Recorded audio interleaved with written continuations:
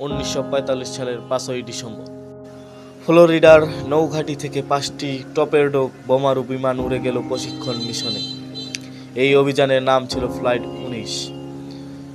পাইলটদের অভিজ্ঞতা ছিল অনেক, আবহাওয়া ভালো ছিল, কিন্তু কিছুক্ষণের মধ্যেই রেডিওতে ভেসে আসে ভয়ের কণ্ঠ।